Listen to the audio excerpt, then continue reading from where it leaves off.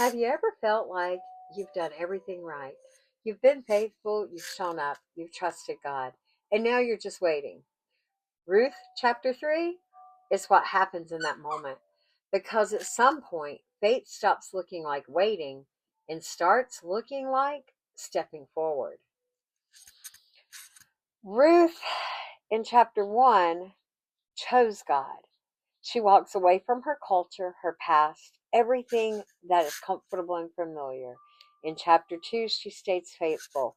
She's working in the fields, just trying to survive, and God positions her in the right field, Boaz's field. And now she's chosen God, been faithful, been positioned. And that brings us to Ruth 3. In Ruth 3, Naomi says something important. My daughter, should I not seek security for you? That word security matters. In that culture, Ruth had no husband, no protection, and no inheritance. So Naomi isn't being manipulative. She's seeking restoration for Ruth. And she points her to Boaz, not randomly, but because he is a kinsman-redeemer. What is that, you ask? This is where we're going to slow down and really try to understand this text. A kinsman redeemer was a relative who had the right to restore lost property, marry a widow, continue the family line, protect the vulnerable. This wasn't romance, this was redemption.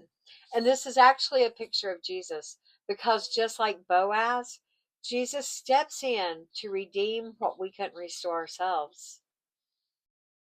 The threshing floor. We've never heard of that in our culture, but now this is where people sometimes begin to misunderstand the story.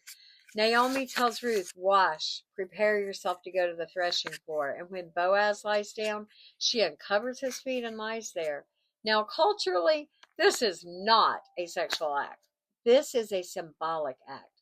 Ruth is placing herself at his feet and saying, I am under your authority. Will you cover me? Will you redeem me? When Boaz wakes up, Ruth says, spread your covering over me, for you are my redeemer. That word covering is the same idea we saw in chapter 2 of being under God's wings. Now she's asking Boaz, be the answer to what God has already started. Boaz's response is so very important. He doesn't take advantage. He doesn't rush the moment. He doesn't cut corners. He says, yes, but there's someone that's closer than me. So he chooses integrity over convenience, and he protects Ruth. He sends her away before daylight. He gives her provision. He preserves her reputation. This is what godly leadership looks like. And here's what stood out to me the most. Ruth didn't force the outcome, but she didn't stay passive either. She moved when it was time to move. And I think this is where a lot of us get stuck today. We think faith is always just wait on God, be still and know, right?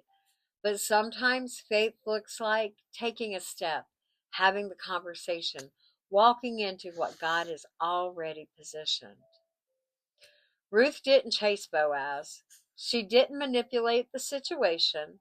She trusted God enough to show up, stay faithful, and step forward when it was time. And that's the question for us. Are we still in a season of waiting, or is God asking us to move? Because faith isn't just sitting back. Sometimes faith steps forward.